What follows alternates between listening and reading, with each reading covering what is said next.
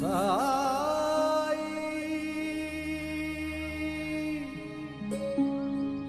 சாய்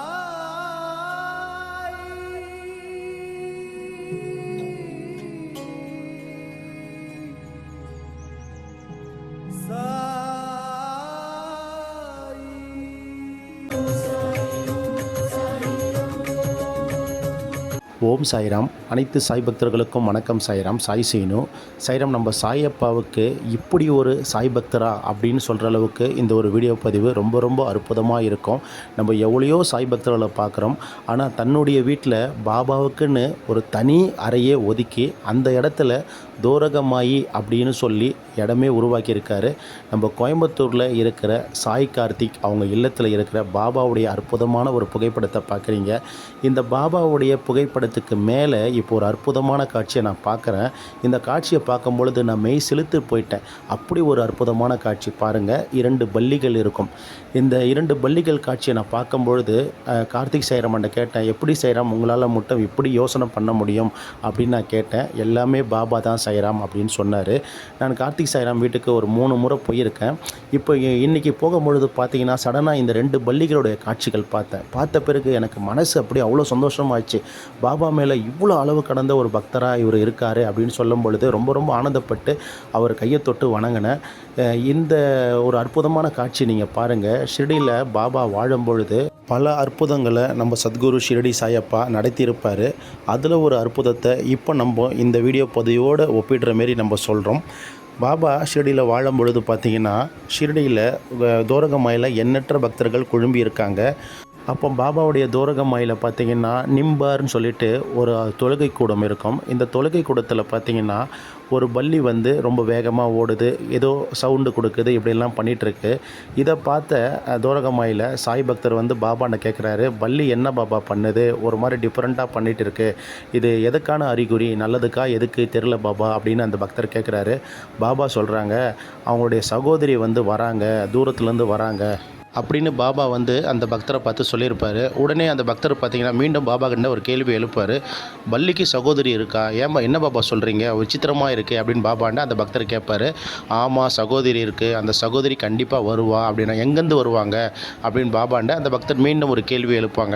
அப்போ பாபா சொல்லுவார், அவுரங்காபாத்திலேருந்து அந்த பல்லியோட சகோதரி வரா அப்படின்னு பாபா மீண்டும் சொல்லியிருப்பார்.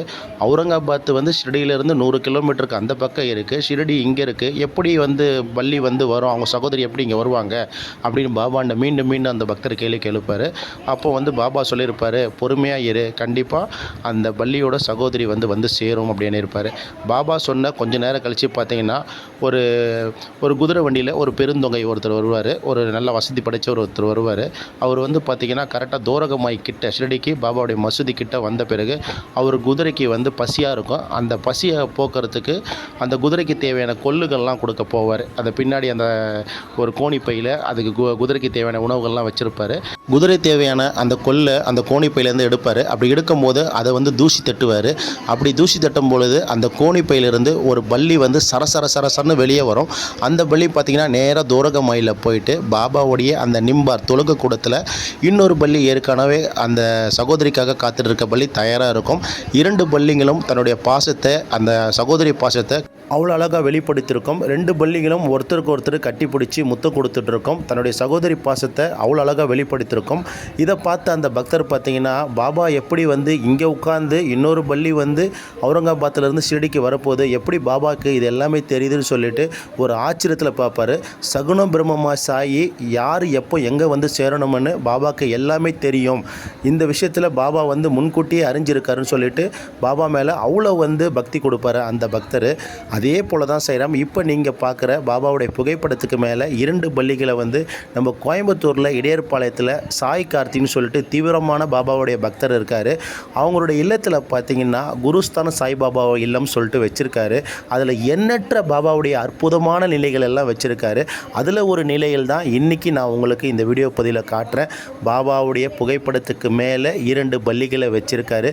இந்த காட்சியை நேற்று இரவு கரெக்டாக ஒரு 11 மணி வாக்கில் நான் பார்த்தேன் சாய்ராம். எனக்கு ரொம்ப ரொம்ப ரொம்ப ரொம்ப ஆனந்தமாக இருந்தது. இப்படியெல்லாம் பாபாவுக்கு இவ்வளோ அளவு கடந்த ஒரு பக்தர் இருக்காரு சொன்னால் நம்ம கார்த்திக் சாய்ராமுக்கு ரொம்ப ரொம்ப நன்றிகளை நான் தெரிவிக்கிறேன். நம் எல்லோருக்கும் இறைவன் ஒருவரே எஜமானர். ஷிரடி சாய்பாபா ஸ்ரீ சாயை பணிக அனைவருக்கும் சாந்தி நிலவட்டும். சச்சிதானந்த சத்குரு சாய்நாத் மகராஜ் கி ஜெய். சச்சிதானந்த சத்குரு சாய்நாத் மகராஜ் கி ஜெய். ஓம் அனந்த கோடி பிரம்மாண்ட நாயக ராஜாதிராஜ யோகிராஜ பரபிரம்மா ஸ்ரீ சச்சிதானந்த சமர்த்த சத்குரு ஷிரடி சாய்நாத் மகராஜ் கி ஜெய். அல்லாஹ் மாலிக்.